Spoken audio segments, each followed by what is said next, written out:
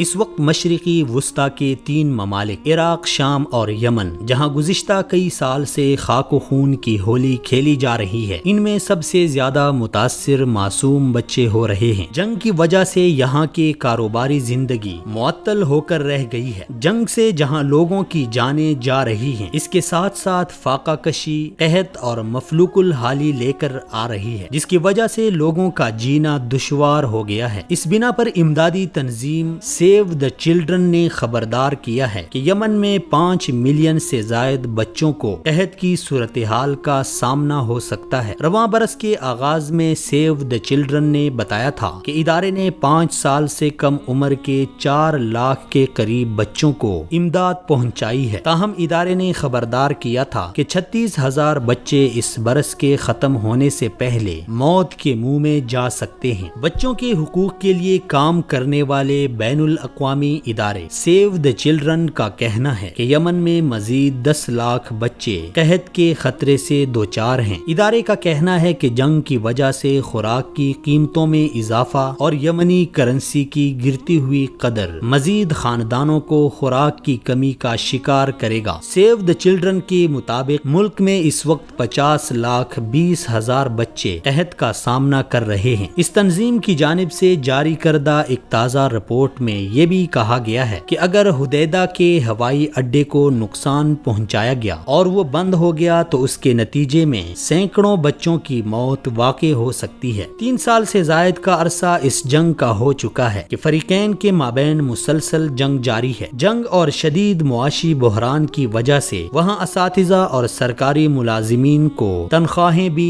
وقت پر نہیں مل رہی۔ کچھ ایسے لوگ بھی ہیں جنہیں 2 سال سے تنخواہ نہیں ملی۔ جنگ کے بعد سے اب تک خوراک کی قیمتوں میں 68% اضافہ ہو چکا ہے۔ اسی طرح یمنی ریال کی قدر میں اس عرصے کے دوران 180% کمی ریکارڈ کی گئی ہے۔ یہ بھی سامنے آیا ہے کہ رواں ماہ کے آغاز میں ملک کی تاریخ میں کرنسی کی قدر سب سے نچلی سطح پر پہنچ گئی تھی، جس کی وجہ سے عوام پر مزید بوجھ پڑا۔ اقوام متحدہ کے سیکرٹری جنرل نے تمام فریقوں سے یمن میں جاری کارروائیوں کو فوری طور پر روکنے کی اپیل کرتے ہوئے خبردار کیا ہے کہ یمن میں شدید قحط کا سامنا ہو سکتا ہے، جس کا تجربہ ہمیں دہائیوں سے نہیں ہوا ہوگا۔ اقوام متحدہ کے سربراہ نے صحافیوں کو بتایا کہ انسانی بحران سے نمٹنے کے لیے لاپرواہی کا وقت نہیں اور امن کی خاطر تعمیری کارروائیوں کی رفتار کو مضبوط کرنا ضروری ہے۔ اقوام متحدہ کے انسانی حقوق کے سربراہ